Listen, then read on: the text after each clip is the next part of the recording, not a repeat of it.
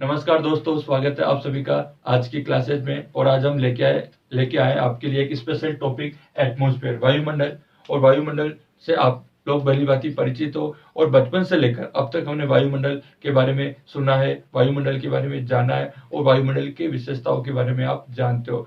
दिन प्रतिदिन की होने वाली घटनाएं, मौसम से संबंधित या जलवायु से संबंधित, या कभी बिजली का कड़काना या तेज बारिश का होना, ये सभी जो प्राकृतिक क्रियाएं होती है वो कहाँ पे होती है? वो सभी आपके वायुमंडल में होती है। और वायुमंडल आपके लिए, पृथ्वी पर रहने वाले लोगों के लिए काफी एक विशेषपूर्ण एक भूमिका अदा करता है। यदि वायुमंडल नहीं होता तो जीव मंडल पर रहने वाले प्राणी या प्राणी जगत का क्या होता। तो इन सभी के बारे में हम देखेंगे आज के इस टॉपिक में। और टॉपिक को स्टार्ट करने से पहले आज हम आपको बताना चाहेंगे कि आज एक स्पेशल डे है, पृथ्वी दिवस के रूप में मनाया जा रहा है, जिसे हम एक अर्थ डे के रूप में भी जानते हैं। और अर्थ डे यानी पृथ्वी दिवस, जिसको हम 1970 से हम मनाते आ रहे हैं। और ये कब मनाया जाता है? ये आपके 22 यानी 22 अप्रैल को प्रतिवर्ष मनाया जाता है। तो हम देखते हैं कि पृथ्वी दिवस के बारे में। अर्थ डे, अर्थ डे, पृथ्वी दिवस।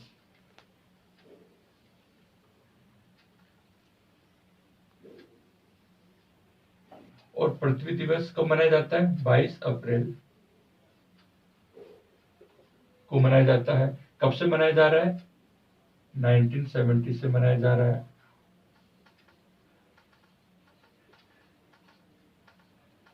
और 2020 22 अप्रैल,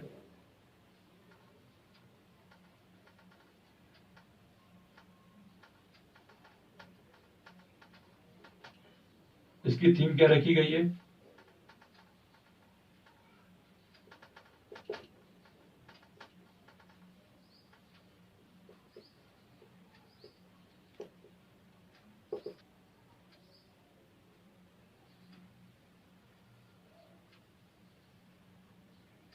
देखिए दोस्तों, एग्जाम के पर्पज से या कोई भी आप कंपटीशन एग्जाम देते हो, अक्सर पूछा जाता है। आजकल वैसे भी काफी सारे डे मनाए जाते हैं, तो उनमें से आपका एक पृथ्वी दिवस भी है, अर्थ डे भी है। ये कब मनाया जाता है? 22 अप्रैल को मनाया जाता है।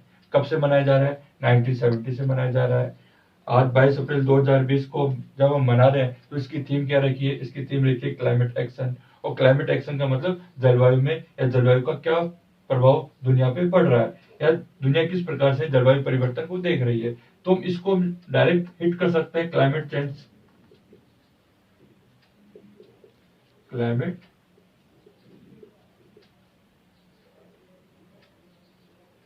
क्लाइमेट चेंज से, यानी जलवायु परिवर्तन से। और जलवायु परिवर्तन के नेगेटिव इफेक्ट को देखते हुए हमने भी एक थीम रखी है, क्लाइमेट एक्शन, जो पूरी दुनिया में इसको मनाया जा रहा है पृथ्वी दिवस के रूप में।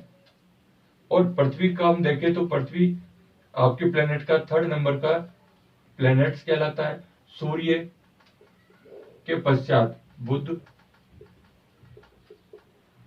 और शुक्र, ये प्लेनेट होते हैं। नंबर 3 पर आपको पृथ्वी, और सूर्य से लेकर पृथ्वी पर इन दोनों के मध्य में एक मंडल पाया जाता है।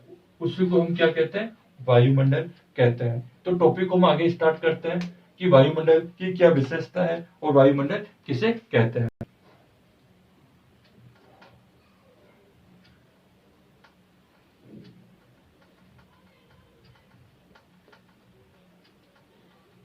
देखिए, सबसे पहले आपका स्थलमंडल, फिर आपका जीवमंडल,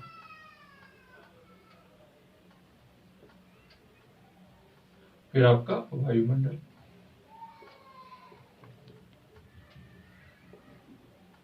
वायुमंडल, स्थलमंडल को तो हम कहते हैं लिथोस्फीयर भी कहते हैं। जीवमंडल को हम कहते हैं बायोस्फीयर भी कहते हैं। वायुमंडल को कहते हैं हम एटमॉस्फेयर भी कहते हैं। तो आपको ये ध्यान रखना है कि स्थलमंडल को इंग्लिश में क्या कहा जाता है? लिथोस्फीयर कहा जाता है। और इसके ऊपर बायोस्फीयर, और बायोस्फीयर के ऊपर एटमॉस्फेयर। तो हम ये भी समझ सकते हैं, इन वायुमंडल, एटमॉस्फेयर और लिथोस्फीयर के मध्य में कौन सा मंडल है? जीवमंडल। एज ए ट्रांजिशन जोन के नाम से हम इसको समझ सकते हैं, एज ए बफर जोन के रूप में समझ सकते हैं, या ट्रांजिशन जोन के रूप में जीवमंडल, जो वायुमंडल और स्थलमंडल को अलग भी करता है। लेकिन स्थलमंडल के ऊपर जीवमंडल और जीवमंडल के ऊपर वायुमंडल।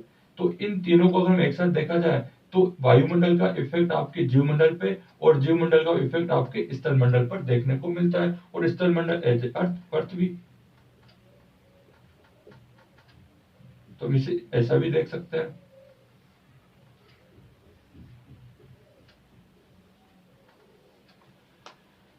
यानी सिंपल क्या हो गया कि पृथ्वी के चारों ओर, यानी पृथ्वी के चारों ओर, ये पृथ्वी के चारों ओर जो भी आवरण है, पृथ्वी के चारों ओर का आवरण, ये आवरण किसका? गैसीय आवरण।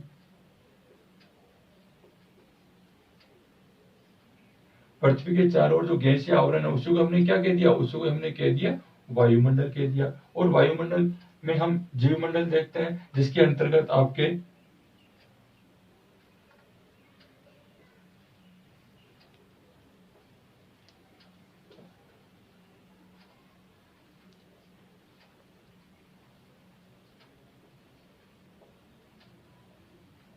प्राणी, पादप, जीव जंतु, मानव, यानी सभी जैविक और अजैविक सभी तत्व आपके जीवमंडल में पाए जाते हैं। और इस जीवमंडल को वायुमंडल के द्वारा ही यहाँ पर जीवन संभव है, क्योंकि जीवमंडल पर रहने वाले सभी प्राणी, जीव जंतु, मानव, पादप अपना किसी न किसी रूप में, प्रत्यक्ष या अप्रत्यक्ष रूप में अपनी आवश्यकताओं को पूरा करते हैं। और जो भी मानव है या प्राणी है या पादप है या जीव जंतु है, वो इस जीवमंडल में वायुमंडल की साथ सामंजस्य स्थापित करके ही अपने को पोषित कर पाता है और अपने जीवन को पूरा कर पाता है। तो हम आगे देखते हैं कि वायुमंडल किसे कहते हैं। देखिए, वायुमंडल तो सिंपल अर्थों में आपको मालूम भी होना चाहिए कि पृथ्वी के चारों ओर पाए जाने वाले आवरण को, या हम ऐसा भी कह सकते हैं पृथ्वी के चारों ओर पाए जाने वाले गैसीय आवरण को, जिसके अंतर्गत आपकी गैस भी पाई जाती है, धूल के कण भी पाए जाते हैं, जलवाष्प भी पाई जाती है। तो इस सम्मिलित पूरे इन संगठन को ही हम एक तरीके से वायुमंडल के रूप में समझा जाता है। और वायुमंडल का होना बहुत जरूरी होता है, क्योंकि धरातल पर या जीवमंडल पर रहने वाले सभी जीव जंतुओं या प्राणियों के लिए वायुमंडल प्रत्यक्ष या अप्रत्यक्ष रूप से किसी न किसी रूप में एक बड़ी भूमिका अदा करता है। और वायुमंडल नहीं होगा तो आपके पृथ्वी के ऊपर जीवन संभव नहीं है, क्योंकि वायुमंडल में कई प्रकार की गैसें भी पाई जाती है जो आपके जीने के लिए जरूरी होती है, या किसी न किसी रूप में जीव जंतु या पर्यावरण के किसी भी घटक को उन गैसों के द्वारा भोजन बनाने में उनकी एक बड़ी भूमिका बनी रहती है। हम देखते हैं कि सूर्य से आने वाला प्रकाश जब आपके धरातल पर आता है तो फोटोसिंथेटिक यानी प्रकाश संश्लेषण क्रिया के रूप में पेड़ पौधे अपना भोजन बनाते हैं, और पेड़ पौधों के द्वारा मानव या जीव जंतु उस पेड़ पौधों के द्वारा अपना भोजन तैयार करता है। यानी हम ये कह सकते हैं कि वायुमंडल का एक बड़ी भूमिका रहती है जीवमंडल के लिए, और वायुमंडल का होना बहुत जरूरी है। क्यों जरूरी है? क्योंकि हम देखते हैं कि आपकी सूर्य से पृथ्वी तक जो भी आपकी ये गैसेज जो भी आपकी किरणें आती, सूर्य की किरणें आती, क्या डायरेक्ट आती है? नो, डायरेक्ट नहीं आती, क्योंकि इन दोनों के मध्य में क्या आ जाता है? वायुमंडल। उस वायुमंडल के कारण जो सूर्य की जितनी भी तेज या प्रकाशमान जो किरणें होती है डायरेक्ट नहीं आके यहाँ पर एक फैनल के रूप में एक छनकर नीचे धरातल के ऊपर आया करती है, जिससे कि यहाँ पर रहने वाले जीवमंडल के लिए ये एक अच्छी लेयर के रूप में काम करती है। वायुमंडल, तो हमने देखा कि वायुमंडल की परिभाषा क्या है। सामान्य रूप से दो विद्वानों ने, एक आपके फ्रेंच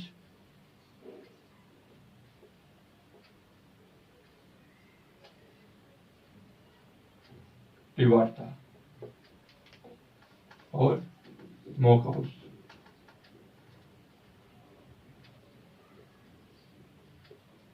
इन्होंने इनकी परिभाषा दी। फ्रेंच टिवार्ता क्या कहता है? फ्रेंच टिवार्ता कहता है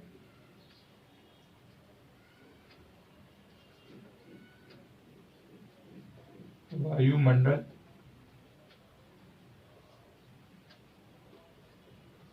गैसों का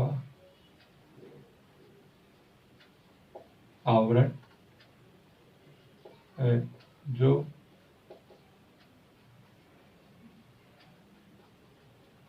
धरातल से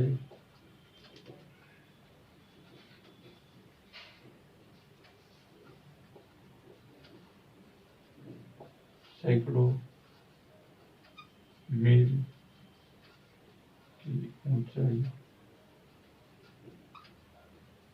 तक फैला हुआ है, फैला हुआ है। और स्मोक हाउस क्या कहते हैं? वायुमंडल गैसों की एक पतली परत के रूप में, परत के रूप में गुरुत्वाकर्षण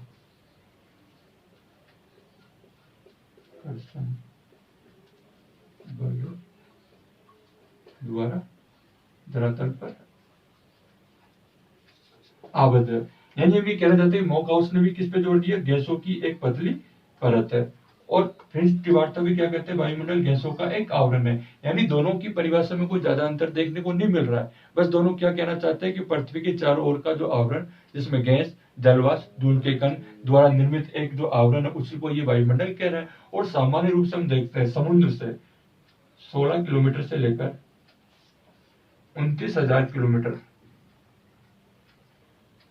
यानी कि समुद्र तल से 16 किलोमीटर से लेकर 29,000 किलोमीटर तक वायुमंडल का विस्तार पाया जाता है। लेकिन सामान्यतः जो महत्वपूर्ण जो भाग होता है वायुमंडल का, वो कितना तक है? वो आपका 800 किलोमीटर तक जो विस्तार है धरातल से 800 किलोमीटर तक का जो विस्तार है, इसमें मुख्य आपका वायुमंडल देखने को मिलता है। तो हमने क्या समझा? हमने कहा कि वायुमंडल क्या होता है, वायुमंडल की क्या परिभाषा है, फ्रिंज टिवार्टा ने किसको कहा, स्मोक हाउस ने क्या बताया। वायुमंडल का विस्तार 16 किलोमीटर से लेकर 29,000 किलोमीटर तक है, लेकिन मुख्य 16 से लेकर 800 किलोमीटर तक पाया जाता है। और वायुमंडल क्या करता है? वायुमंडल सूर्य से आने वाली प्रकाश की किरणों को धरातल पर आने से उनको एक रोकने का भी काम करता है। यानी कि वायुमंडल डायरेक्ट सूर्य की किरणों को धरातल पर आने का काम नहीं करता है। एज एक बैरियर के रूप में, एक अवरोधक के रूप में एक काम करता है, जिसके द्वारा ये जो सूर्य की किरणें वो सीधे धरातल पर नहीं आ पाती। यदि वायुमंडल नहीं होता तो क्या होता? यदि वायुमंडल नहीं होता तो सूर्य से आने वाली अल्ट्रावायलेट किरणें, जो काफी तेज प्रकाश वाली जो किरणें होती, वो सीधे आपके धरातल के ऊपर आती और धरातल पर तापमान एकदम ज्यादा बढ़ जाता और धरातल पर रहने वाले प्राणी या जीव जंतु या मानव को काफी नुकसान पहुंचता और कई प्रकार की डिजीज भी यहाँ पे पैदा हो जाती। इसलिए हम ये समझ सकते हैं कि वायुमंडल का होना बहुत जरूरी है। क्यों जरूरी है? क्योंकि वायुमंडल में ही जो गैस पाई जाती है, वो पृथ्वी पर रहने वाले या जीवमंडल में रहने वाले प्राणियों के लिए किसी ना किसी रूप में उनके भोजन प्राप्ति, उनके जीवन को चलाने के लिए उनका एक महत्वपूर्ण रोल देखा जाता है। तो हम समझते हैं और देखते हैं कि वायुमंडल में ऐसी कौन सी गैस है जो होना जरूरी है। जैसे तो हम देखते हैं कि जो आपकी वायुमंडल है, वायुमंडल में कौन कौन सी गैसें पाई जाती है। तो हम देखते हैं कि वायुमंडल में नंबर 1 पे नाइट्रोजन। नाइट्रोजन के बारे में आप जानते होंगे, नाइट्रोजन गैस तो वायुमंडल में कितना परसेंट पाई जाती है? 78.8% पाई जाती है। ऑक्सीजन गैस पाई जाती है 20.9% पाई जाती है। ऑर्गन 0.93% पाई जाती है।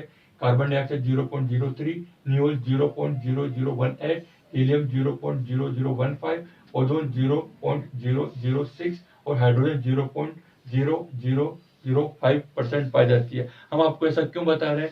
क्योंकि आजकल जो एग्जाम में जो क्वेश्चन पूछे जाते हैं वो डायरेक्ट वायुमंडल की परतों से नहीं पूछकर अधिकतर क्वेश्चन आपके इन गैसों से रिलेटेड पूछे जाते हैं। और अगर आपको इनका परसेंटेज नहीं मालूम होगा तो आप एग्जाम नहीं कर पाओगे, क्वेश्चन अटेम्प्ट आपका नहीं होगा। तो हम देखते हैं कि नाइट्रोजन, नाइट्रोजन कितनी पाई जाती है? 78% पाई जाती है। अब देखिए नाइट्रोजन गैस का क्या महत्व है पर्यावरण में। तो नाइट्रोजन गैस सबसे ज्यादा पर्यावरण में या आपके वायुमंडल में पाई जा रही है, बिल्कुल अच्छी बात है।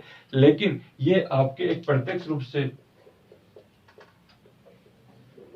मानव या प्रत्यक्ष रूप से जीवमंडल में इसका उपयोग नहीं होता है। इसका उपयोग कैसे किया जाता है? देखिए, ज्यादा होने के पश्चात भी इसका इनडायरेक्ट रूप से उपयोग होता है। ये आपके वायुमंडल से नीचे धरातल के अंदर पेड़ पौधों की जड़ों में जाती है, और पेड़ पौधों की जड़ों में जाने के पश्चात ऊपर जाती है और ये अमोनियम के रूप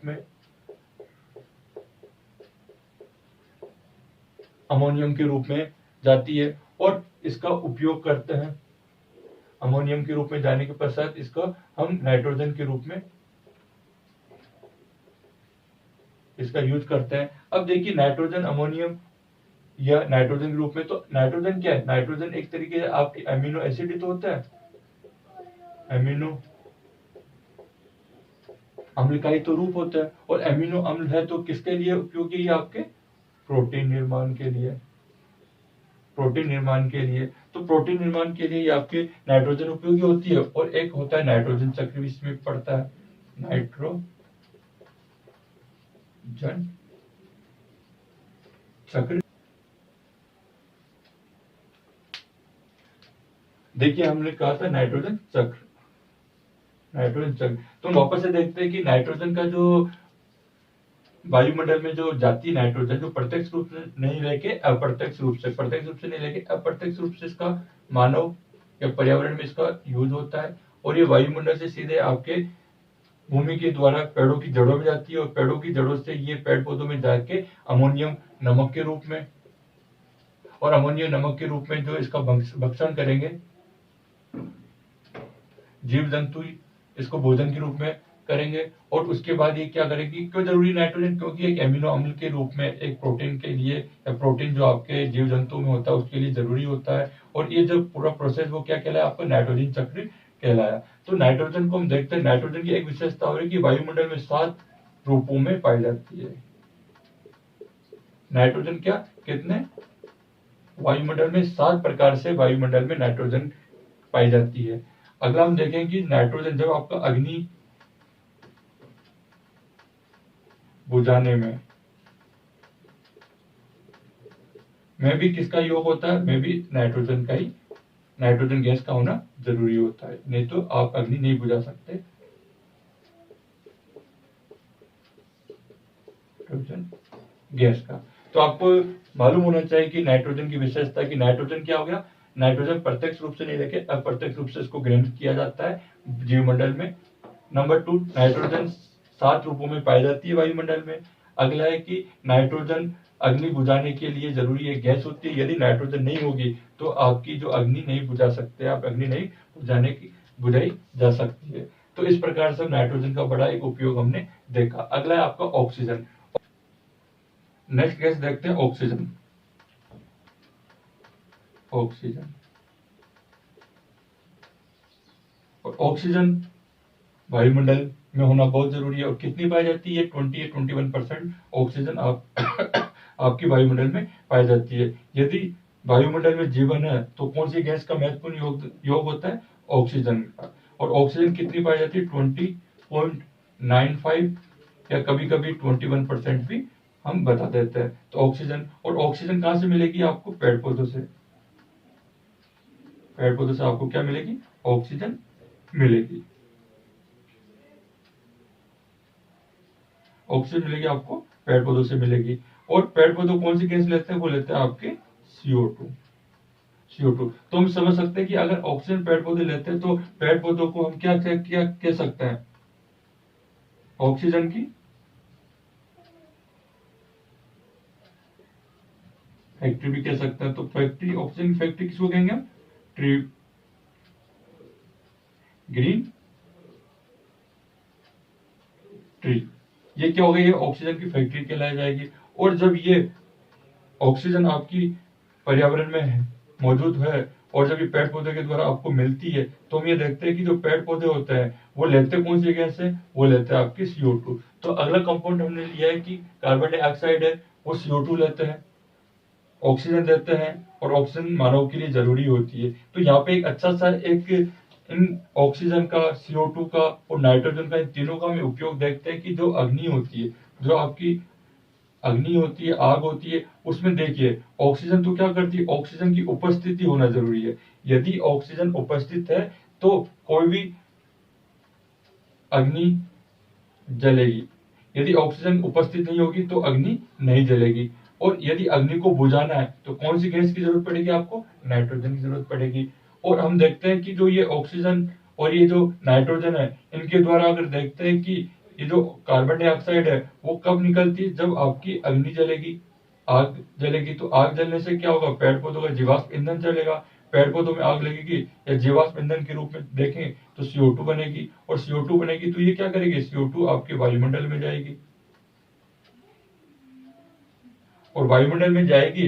अगर CO2 की मात्रा ज्यादा बढ़ जाएगी वायुमंडल में तो वायुमंडल के संतुलन को क्या कर देगी? असंतुलित कर देगी या प्रदूषित कर देगी या तापमान बढ़ा देगी। यानी हम ये देखना चाहेंगे कि इन तीनों गैसों का, नाइट्रोजन का, कार्बन डाइऑक्साइड का और ऑक्सीजन का, किस प्रकार से वायुमंडल में इसका रोल या किस प्रकार से इसका प्रभाव देखने को मिलता है। हम आगे देखते हैं ऑर्गन। बाद हम देखते हैं ऑर्गन। तो ऑर्गन गैस भी काफी इंपॉर्टेंट है अपने लिए। क्यों इंपॉर्टेंट है? क्योंकि आप देखते हो ऑर्गन, और कई बार एग्जाम में क्वेश्चन पूछा जाता है और बच्चे अक्सर गलती करते हैं कि वायुमंडल में ऑर्गन की कितनी मात्रा है। नंबर 1 वायुमंडल में, नंबर 3 पे कौन सी गैस पाई जाती है। और अक्सर बच्चे क्या कर देते हैं? CO2 के बारे में बताते हैं कि कार्बन डाइऑक्साइड। तो थोड़ा गौर करिए कि नंबर 1, नंबर 2 और नंबर 3, नंबर 4, यानी कि नंबर 3 पर तो क्या आएगी? हमेशा आपको ध्यान रखना है कि ऑर्गन आएगी, और नंबर 4 पे क्या जाएगी? आपकी कार्बन डाइऑक्साइड आ जाएगी। यदि आपको ऐसे याद नहीं रहता तो उसका और सरल तरीका, नाइट्रोजन, ऑक्सीजन तो आपको पता है ही नंबर 1 और नंबर 2 में। तो उसके बाद आप लिखिए यहाँ पे आ, और यहाँ पे लिखिए का, यानी आका। तो आका एक शब्द ऐसा रहेगा को आपको हमेशा कभी गलती नहीं होगी। आ से तो हो जाएगा ऑर्गन, और का से हो जाएगा कार्बन डाइऑक्साइड। और जो आपकी ऑर्गन है वो ऑर्गन क्या है? ऑर्गन किस रूप में पाई जाती है? ऑर्गन आप देखते हो, ट्यूबलाइट देखते हो, बल्ब देखते हो, इनमें कौन सी गैस भरी जाती है? इनमें ऑर्गन गैस ही भरी जाती है। जो कितनी पाई जाती है? मैं समझने वाली बात क्या है, नंबर 3 पर जो ऑर्गन पाई गई उसका कितना परसेंट है? 0.93% है। और यदि 9 आप ऐसे हटा देते हो या डिलीट कर देते हो, उसकी जगह 0 रख देते हो, तो क्या बन जाती है? ये आपकी कार्बन डाइऑक्साइड बन जाती है। तो बड़ी माइनर सी इसके अंदर थोड़ी सी आपको ट्रिक समझने की है, कभी ये क्वेश्चन आपका गलत नहीं होगा। आ से ऑर्गन, का से कार्बन डाइऑक्साइड, 0.93% और 0.03%। क्योंकि अक्सर हमने देखे कि इन दोनों गैसों के ऊपर कई बार क्वेश्चन पूछे गए, चाहे से आपका RS हो, चाहे से आपका IAS हो, चाहे से आपका किसी भी लेवल का एग्जाम हो, छोटे से लेकर बड़े तक का। और यदि क्वेश्चन आपको सही रहता है तो बिल्कुल ये परफेक्टफुली आपका बिल्कुल राइट आंसर जाएगा कि ऑर्गन कितना पाया जाता है? 0.93%। कार्बन डाइऑक्साइड कितनी पाई जाती है? 0.03%। तो हमने देखा कि नाइट्रोजन का क्या उपयोग है, ऑक्सीजन का क्या उपयोग है, ऑर्गन का क्या उपयोग है, कार्बन डाइऑक्साइड किस प्रकार से। तो कार्बन डाइऑक्साइड के बारे में थोड़ा और जानना चाहेंगे कि CO2 के ऊपर एक क्वेश्चन पूछा जाता है कि ग्रीन हाउस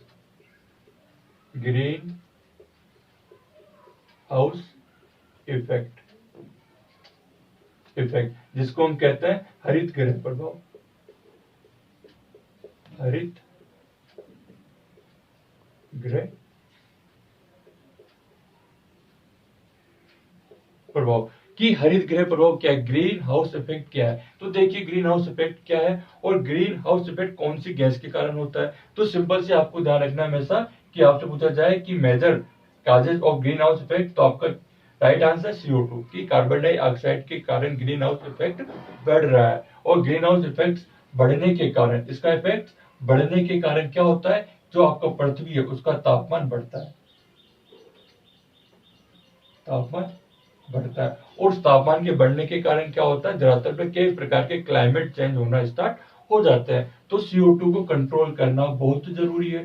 क्यों जरूरी है? क्योंकि CO2 कहां से आएगी? CO2 एक तो जीवाश्म ईंधन से या जीवाश्म के जलने से, जीवाश्म ईंधन जलने से, या मानवीय क्रियाकलाप, मुख्यतः जैसे औद्योगिकरण की बात करें या उद्योगों की बात करें, औद्योगिकरण,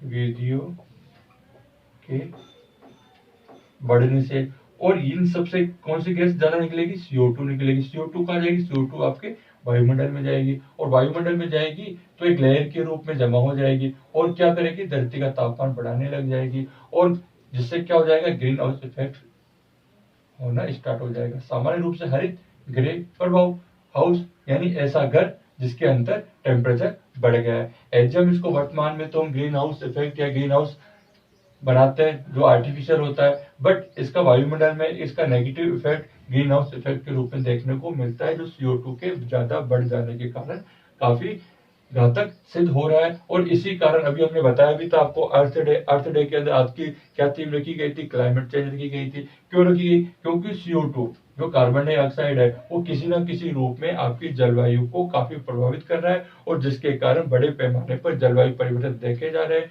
आप देखते हो कभी तूफान आना, कभी बाढ़ का आ जाना, कभी सूखा पड़ जाना, कभी ओशन वाटर का बढ़ जाना, कहीं पर तापमान बढ़ जाना। तो इन सबका पॉजिटिव नेगेटिव इफेक्ट आपके पूरे धरातल या पूरे पर्यावरण में देखने को मिलता है। तो CO2 इस कारण से आपके लिए एक इम्पोर्टेंट, एक एग्जाम के पर्पज से इम्पोर्टेंट एक क्वेश्चन बन जाता है कि ग्रीन हाउस इफेक्ट में कौन सी गैस यूज होती है और किसके कारण होता है ग्रीन हाउस इफेक्ट? तो आपका आंसर हो जाएगा CO2, carbon dioxide. Carbon dioxide कितना परसेंट पाया जाता है? 0.03% पाया जाता है। और एक सामान्य क्वेश्चन भी है कि जो भी आपकी कोको कोला है या जो भी आप कोल्ड ड्रिंक पीते हो उसमें भी कौन सी गैस होती है? उसमें भी आपकी CO2 होती है। और एक CO2 को हमें वैसे साधारण रूप से देखें तो इसको हम क्या कहते हैं? CO2 कार्बन डाइऑक्साइड को हम इसको कार्बन डाइऑक्साइड को हम एक जहरीली गैस के रूप में भी इसको कह सकते हैं अगर इसकी वितरण मात्रा बढ़ जाती है। लेकिन पेड़ पौधे इसको लेते हैं और हमें ऑक्सीजन प्रदान करते हैं। यानी अगर पेड़ पौधे नहीं होते तो हमारे वायुमंडल में ये जो ऑक्सीजन है वो नहीं होती। इसलिए हमने कहा कि पेड़ पौधों को, हरे पेड़ पौधों को फैक्ट्री का, किसकी फैक्ट्री का? ऑक्सीजन की फैक्ट्री का। और जो जीवाश्म ईंधन होता है, तो जीवाश्म ईंधन के जलने से क्या है? जीवाश्म ईंधन के जलने से CO2 ज्यादा बढ़ रही है। यानी कि वन, हम कहते हैं कि वन बचाइए। क्यों बचाइए? क्योंकि ये आपके पर्यावरण को सुंदर बनाते हैं, पर्यावरण को स्वच्छ बनाते हैं। यदि आप जीवाश्म ईंधन का लगातार यूज करते जा रहे हो तो वन क्या हो जाएगा? कम हो जाएंगे। और हमने कहा भी है कि घटते वन और बढ़ता प्रदूषण। तो ये लाइन भी एक सार्थक भूमिका अदा करती है कि आपको CO2 कंट्रोल करना चाहिए, जीवाश्म ईंधन को कम जलाना चाहिए, इसका उपयोग ज्यादा से ज्यादा नहीं करें नेगेटिव में। और मानवीय क्रियाकलापों में जो औद्योगिकरण जो क्रियाएं होती है, गतिविधियां होती है, इनके अंदर भी नियंत्रण किया जाए कि CO2 ज्यादा से ज्यादा उत्सर्जित नहीं हो और वो वायुमंडल में जाएगी तो वायुमंडल आपका असंतुलित अवस्था में आ जाएगा। अगला देखते हैं हम नियोल। अगली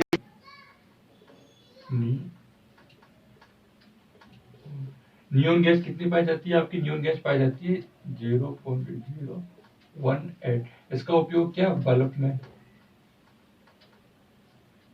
और बल्ब में कहा? जहां पे ये आपके कोहरे ज्यादा होते हैं, कोहरा ज्यादा होता है, लेकिन वहां पे नियोल गैस जो बल्बों के रूप में काम में जाती है वो आसानी से दिखाई देती है। इसी कारण से नियोल जो गैस की जो बल्ब होते हैं वो आपकी हवाई पट्टी या हवाई अड्डों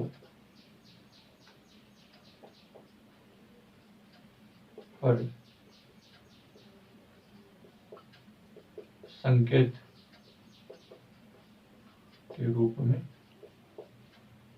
उपयोग करते हैं। देखिए कितनी अच्छी बात है कि नियोल गैस क्या है? नियोल गैस बल्ब के अंदर पाई जाती है या बल्ब में यूज किया जाता है। और जहाँ ये जो बल्ब होते हैं वो क्या करते हैं? कोहरा ज्यादा होने पर भी इनका प्रकाश आसानी से दिखाई देता है। इसी कारण से आपके हवाई पट्टी या आपके हवाई अड्डों पर जो संकेत के रूप में आप देखते हो, वहां पे जो बल्ब की लाइटें जो नजर आती है और आपको डायरेक्शन मिलता है, वो क्या होती है? वो एज ए नियोल वाले बल्ब ही लगे होते हैं, जिसके कारण आपका एरोप्लेन आसानी से लैंड कर पाता है और उसको कभी किसी प्रकार की प्रॉब्लम नहीं आ पाती। तो अगली गैस है आपके हीलियम, और जो कितनी परसेंट पाई जाती है? 0.015% पाई जाती है हीलियम। तो हीलियम को देखते हुए हम कहेंगे अगली हीलियम। हीलियम, और हीलियम कितना परसेंट पाई जाएगी? आपकी 0.1 5% पाई जाएगी। देखो यहाँ एक अच्छा क्वेश्चन बनता है आपका, और आपको याद भी रखना चाहिए कि सबसे हल्की गैस कौन सी है। सबसे हल्की गैस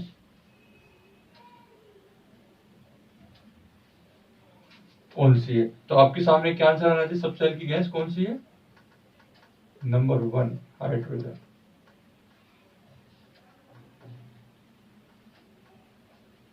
नंबर 2 हीलियम।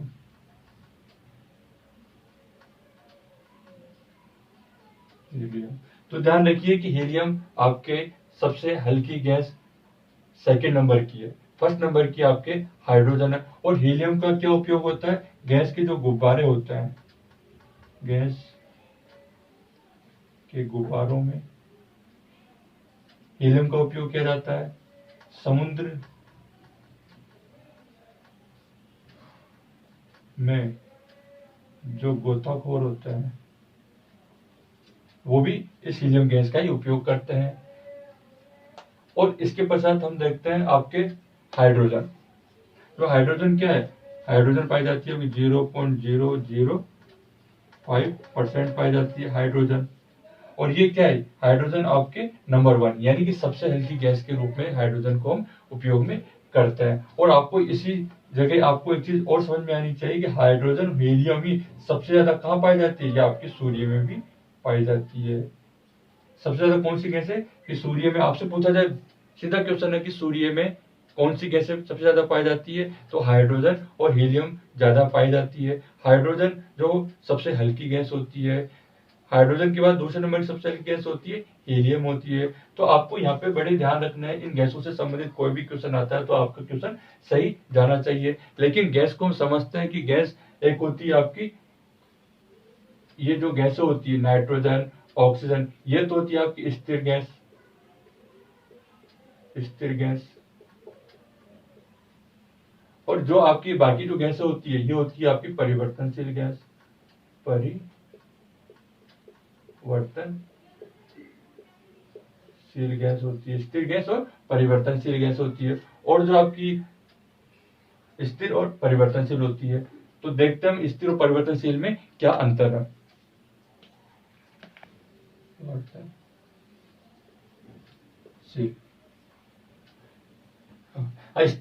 स्थिर गैस और परिवर्तनशील गैस।